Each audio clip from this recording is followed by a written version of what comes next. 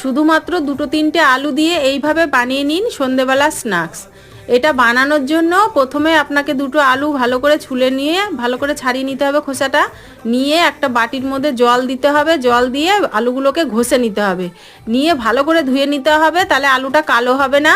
নিয়ে ভালো করে জলটা চিপে নিতে হবে, নিয়ে 2 চামচ কর্নফ্লাওয়ার আর 2 চামচ চালের গুঁড়ো দিয়েছি আমি, একদম অল্প অল্পই দিতে হবে। আর দেবো একটু কাঁচা লঙ্কা কুচি, একটু নুন আর একটুখানি গোলমরিচের গুঁড়ো দিয়ে ভালো করে একটু হালকা হাতে মেখে নিতে হবে। খুব চেপে চেপে মাখলে কিন্তু হবে না, হালকা হাতে মাখতে হবে।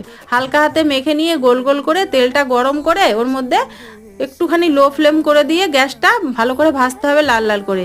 এটা কিন্তু চায়ের সঙ্গে খুব ভালো লাগে, আর এমনিতেও সসের সঙ্গে ভালো লাগে, এই বাচ্চারাও খুব ভালো এটা খায়। এটা খেতে কিন্তু খুব সুন্দর লাগে আর ভালোও হয়েছিল খেতে। বন্ধুরা, যদি রেসিপিটা ভালো লাগে তাহলে লাইক কমেন্ট শেয়ার করে দেবেন, আর যদি ইউটিউব থেকে দেখেন তাহলে